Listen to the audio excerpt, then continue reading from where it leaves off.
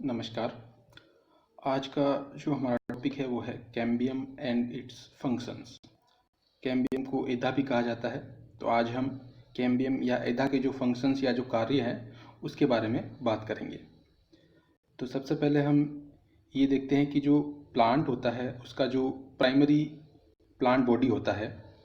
उसका जो निर्माण होता है वो स्टेम के टिप के ऊपर या स्टेम की जो टर्मिनल पोजीशंस के ऊपर मेरिस्टेमेटिक जो टिश्यू पाया जाता है जिसको शूट एपिकल मेरिस्टेम कहा जाता है, उसकी जो सेल्स होती है उसके अंदर डिवीजन होने से प्लांट की जो है प्राइमरी प्लांट बॉडी जो है उसका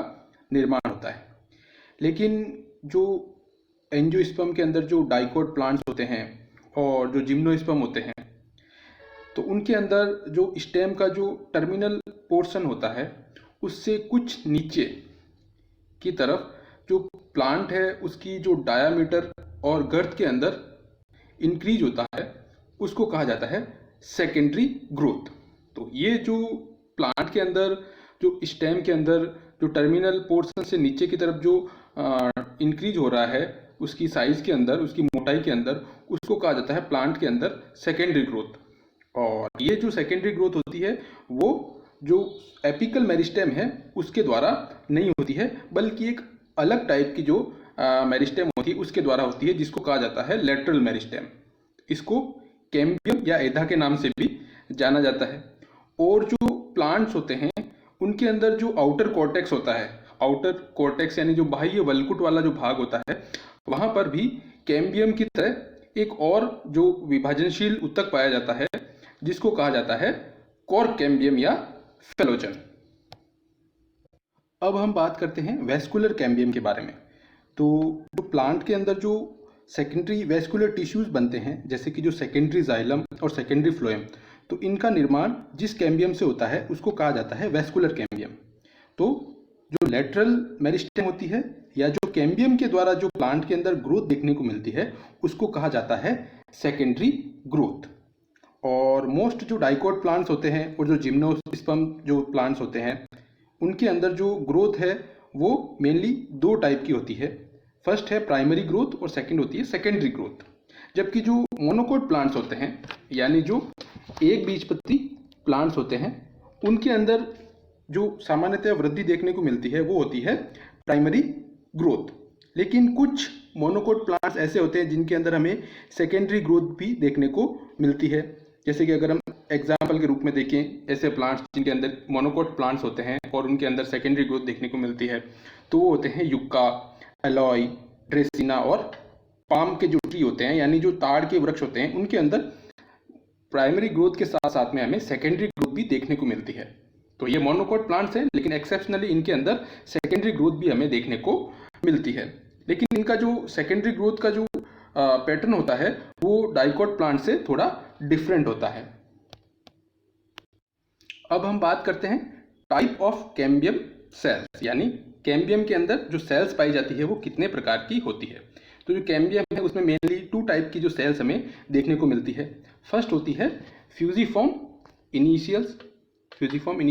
और सेकंड होती है रे इनिशियल्स। तो सबसे पहले हम बात करेंगे फ्यूजिफॉर्म इनिशियल जो सेल्स होती है उसके बारे में। तो ये जो फ्यूजिफॉर्म इनिशियल सेल्स जो होती है ये लॉन्ग होती है और इनके जो टेपरिंग एंड्स पाए जाते हैं यानी जो इनके सिरे जो है पतले और नुकीले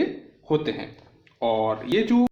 फ्यूजिफॉर्म इनिशियल्स होती है वो प्लांट के अंदर जो एक्सियल कंपोनेंट्स होते हैं यानी कि जो जाइलम और फ्लोएम जो टिश्यू होते हैं उनका निर्माण करती है सेल डिवीजन के द्वारा।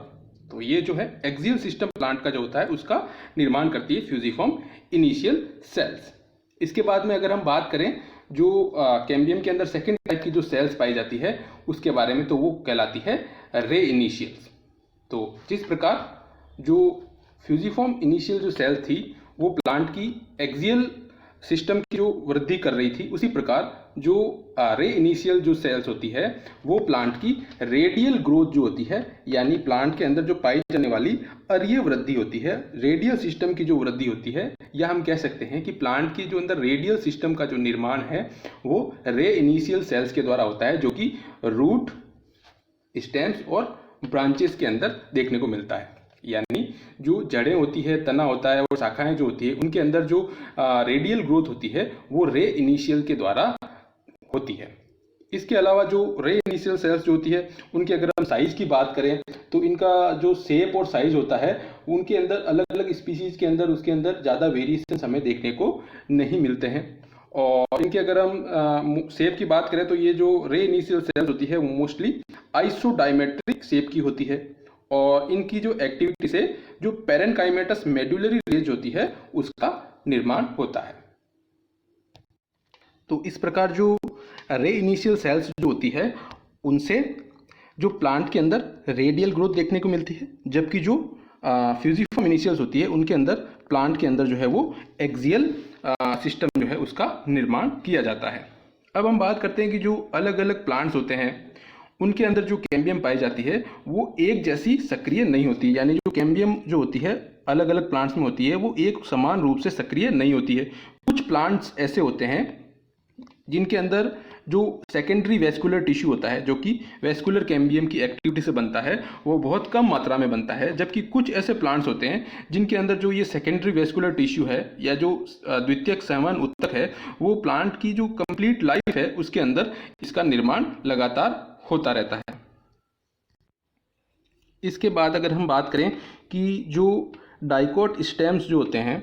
उनके अंदर जो सेकेंडरी वेस्कुलर टिश्यू जो होता है, यानी जो द्वितीयक संवहन ऊतक है, उसका डेवलपमेंट या परिवर्धन किस प्रकार होता है। तो जैसे कि हम देख रहे हैं इस डायग्राम के अंदर हम देख सकते हैं कि जो वेस्कुलर बंडल जो है वो एक रिंग के रूप में अरेंज है। ये जो वेस्कुलर बंडल्स जो हैं वो एक रिंग के रूप में अरेंज है, क्योंकि ये एक डाइकोट प्लांट का जो सेक्शन जो है वो दिखाया गया है। तो इसके अंदर हम देख सकते हैं कि जो अगर प्राइमरी ग्रोथ की बात करें तो प्लांट के अंदर जो डाइकोट प्लांट्स होते हैं उनके अंदर जो प्राइमरी ग्रोथ होती है वो जो होती है वो प्लांट के अंदर जो प्राइमरी वेस्कुलर टिश्यू जो होते हैं, यानी जो प्राथमिक संवहन ऊतक है, उसका निर्माण करती है। और जो प्राथमिक संवहन ऊतक के अंदर जो ऊतक आते हैं या जो टिश्यू आते हैं वो कहलाते हैं प्राइमरी फ्लोएम और प्राइमरी जाइलम। तो प्राइमरी फ्लोएम है वो भी दो टाइप का होता है, प्राइमरी प्रोटोफ्लोएम और प्राइमरी मेटाफ्लोएम। और प्राइमरी जाइलम जो होता है वो भी दो टाइप का होता है, प्राइमरी प्रोटोजाइलम और प्राइमरी मेटाजाइलम। और जब प्लांट के अंदर जो सेकेंडरी ग्रोथ का टाइम आता है, यानी जब प्लांट के अंदर जो द्वितीयक वृद्धि होने का समय आता है, तो उनके अंदर जो वेस्कुलर बंडल जो होते हैं जिनके अंदर की जो ये प्राइमरी फ्लोएम और प्राइमरी जाइलम पाए जाते हैं, तो इनके बीच में एक लेयर जो है उसका डेवलपमेंट होने लग जाता है, जिसको कहा जाता है फेसिकुलर कैम्बियम। तो ये जो फेसिकुलर कैम्बियम होती है ये प्राइमरी फ्लोएम और प्राइमरी जाइलम जो है उनको सेपरेट करने का काम करती है।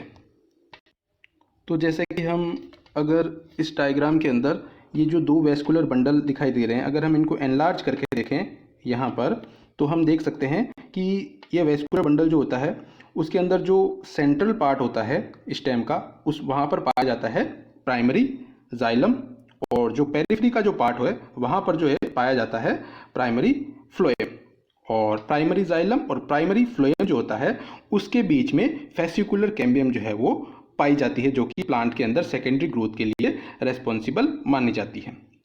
और इसके बाद में अगर हम बात करें कि जो वेस्कुलर बंडल जो होते हैं या जो संवहन पूल होते हैं उनके अंदर फर्स्ट एक्टिविटी क्या होती है, यानी कि वो किस प्रकार से वर्क करती है। तो जैसे कि हम इसमें देख सकते हैं डायग्राम के अंदर, अगर हम इस एक वेस्कुलर बंडल को यहाँ पर एनलार्ज करके देखें तो इसके अंदर हम देख सकते हैं कि सेंटर जो इसका जो वेस्कुलर बंडल के सेंटर में जो फेसिकुलर कैम्बियम जो पाई जाती है उसके द्वारा अंदर की तरफ, यानी सेंट्रल पार्ट की तरफ, जो ये सेंट्रल पार्ट होता है जो कि स्टेम का जो सेंट्रल पार्ट जिसको हम कहते हैं, वहाँ पर सेकेंडरी जाइलम का निर्माण होता है। और बाहर की तरफ यानी पेरिफेरी की तरफ ये जो फेसिकुलर कैम्बियम है वो सेकेंडरी फ्लोएम का निर्माण करती है। तो इस प्रकार प्लांट के अंदर जो सेकेंडरी वेस्कुलर टिश्यू है, सेकेंडरी जाइलम और सेकेंडरी फ्लोएम, उनका निर्माण होता है फेसिकुलर कैम्बियम की एक्टिविटी से। इसके अलावा हम देखें तो प्लांट के अंदर जो फेसिकुलर कैम्बियम होती है उसके अलावा एक और प्रकार की कैम्बियम पाई जाती है जिसको कहा जाता है इंटरफेसिकुलर कैम्बियम। तो ये जो इंटरफेसिकुलर कैम्बियम होती है वो दो वेस्कुलर जो बंडल होते हैं, जैसा कि इसमें हम देख सकते हैं, उनके बीच में जो है वो दिखाई देती है या इसके बीच में जो है अपीयर होती है। और ये जो इंटरफेसिकुलर जो कैम्बियम होती है वो जो मेडुलरी रेज होती है, क्योंकि वो परमानेंट नेचर की जो मेडुलरी रेज होती है वो वापस से रिजुवेनेट हो जाती है और उनके अंदर डिवीजन होने से इस जो इंटरफेसिकुलर कैम्बियम है उसका डेवलपमेंट होता है। और ये इंटरफेसिकुलर कैम्बियम जो है वो भी सेकेंडरी ग्रोथ के अंदर इंपॉर्टेंट रोल प्ले करती है। तो फेसिकुलर कैम्बियम और इंटरफेसिकुलर कैम्बियम जो है वो आपस में मिलकर के एक वेस्कुलर कैम्बियम की रिंग जो है उसका निर्माण करती है। इसके बाद में अगर हम बात करें जो हर्बेसियस स्टेम होते हैं, यानी जो शाकीय जो तने होते हैं, उनके अंदर जो ये इंटरफेसिकुलर कैम्बियम होती है, जैसे कि हमने अभी बात की कि जो दो वेस्कुलर बंडल के बीच में जो कैम्बियम बनती है उसको कहा जाता है इंटरफेसिकुलर कैम्बियम, जो कि मेडुलरी रेज जो है उसके अंदर डिवीजन होने से बनती है। और ये जो इंटरफेसिकुलर कैम्बियम जो कि हर्बेसियस सिस्टम में पाई जाती है वो सामान्यतः एक्टिव नहीं होती है, यानी सक्रिय नहीं होती है। इस कारण वहाँ पर जो नए फ्लोएम और जाइलम टिश्यू जो है उसका डेवलपमेंट नहीं होता है हर्बेसियस स्टेम के अंदर। लेकिन यहाँ पर हम देख सकते हैं कि यहाँ पर जो डाइकोट स्टेम है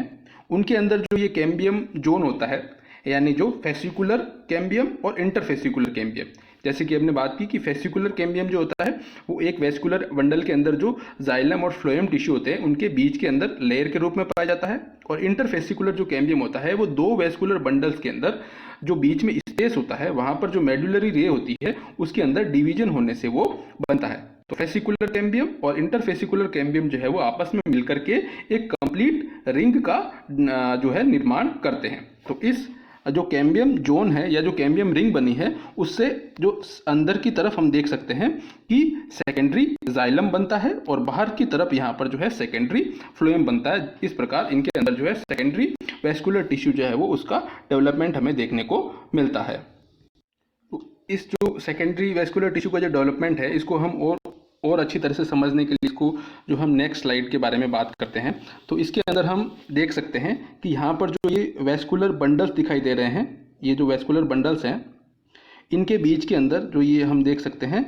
ये जो एक लेयर पतली सी लेयर दिखाई दे रही है वो है जो कैम्बियम रिंग है, जो कि फेसिकुलर कैम्बियम और इंटरफेसिकुलर कैम्बियम से मिलकर बनी होती है। तो इसके अंदर ये वाला जो पार्ट हम देख रहे हैं ये जो है सेकेंडरी जाइलम वाला पार्ट है और ये बाहर वाला जो पार्ट है वो है जो